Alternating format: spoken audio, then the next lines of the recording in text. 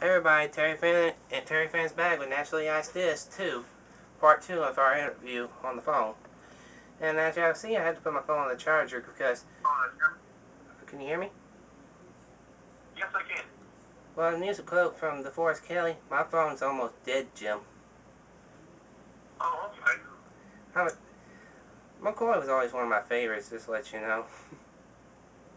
Yeah. Can I ask you a quick question? Sure, go ahead.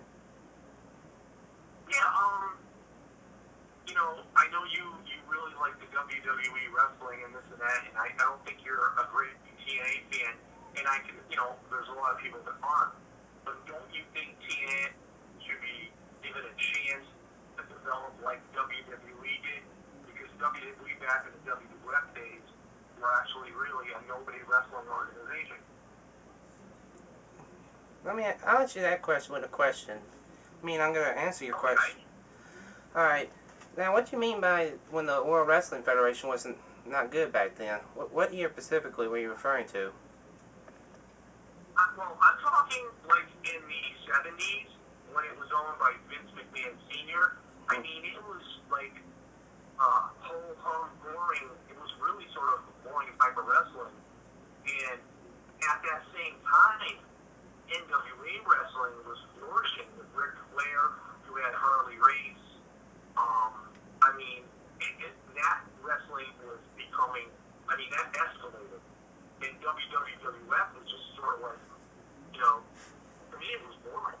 Not until Vince Jr. took over and they get Hulk Hogan as champion did they actually ever really do anything. You made a very good point, and you have... Go ahead. No, I'm waiting for you. I was about to say I agree with your opinion, because like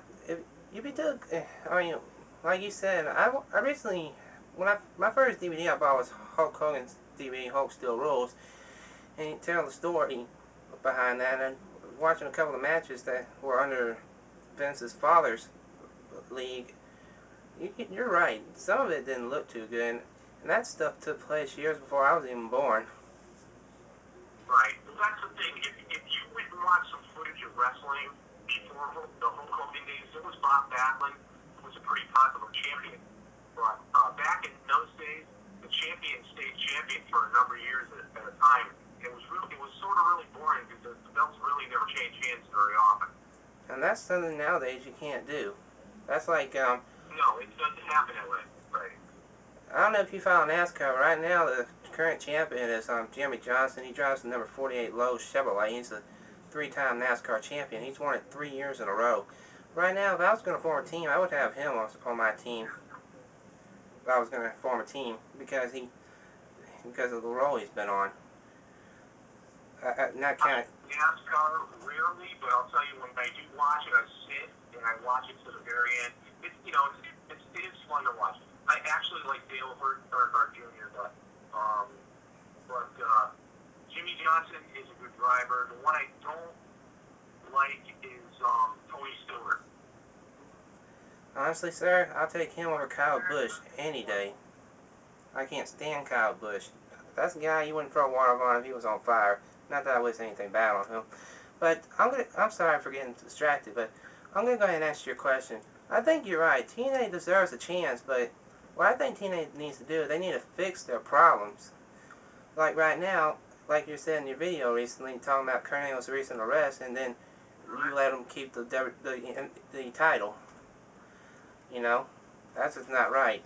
He should have dropped... Go ahead. Go ahead. No, I was going to say he should not have had to retain the title. I would have rather seen Matt Morgan win it, give him a push. As far as I'm concerned right now, Angle should probably be suspended. I mean, look what they did to Jeff Jarrett. They pushed him out because of the affair with Karen Angle, and she was already divorced from Kurt. So that really shouldn't have caused problems within the TNA industry.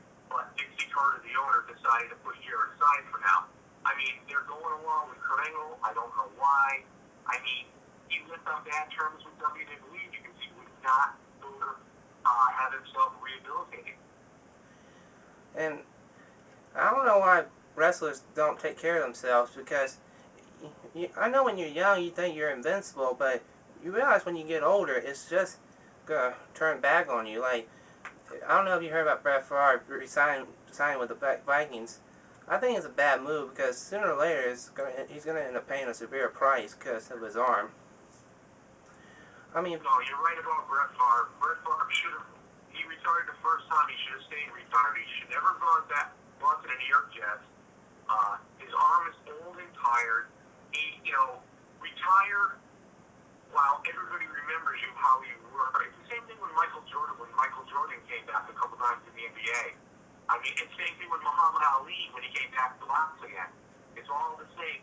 Retire and let everybody remember you the way you were, not the way that you left.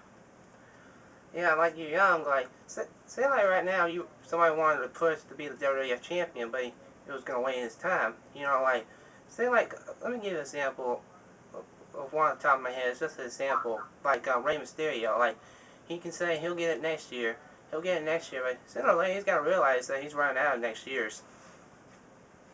No, you're absolutely right. I think right now WWE is pushing a lot of their superstars over the limit, and that's why you saw injuries like the Edge this year, and the Undertaker being gone, and Shawn Michaels needed to take some time off. Vince doesn't know what he's got until he loses it, and that's the thing. He doesn't realize how valuable these wrestlers really are.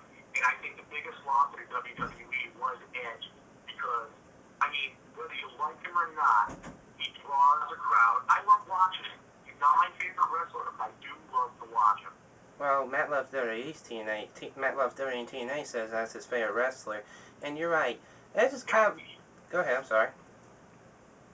No, go on. This is the kind of guy, I admit, back from 2001 to 2004, I was a huge Edge fan, even though I was still loyal to The Undertaker, because I guess once an Undertaker fan, always an Undertaker fan. But he's a guy you may not want to have Christmas dinner with, nor exchange birthday presents with, but you gotta respect what he does, and he's a guy who can sell out a crowd. He just basically... Yeah, he really does. He does do a really, really good job. Listen, Terryfan, we're running out of time. We don't want to go over the limit again, so I'm going to let you go. I thank you so much for the interview, and I'll be talking to you a lot online. And we go from there. We watch each other's videos, and let's do it again. All right, we'll do it again. I may do some more. All right, y'all check out NaturallyIceThis channel, and thank y'all for watching the interview, and take care. See you later. Thanks a lot. Thank you. Bye.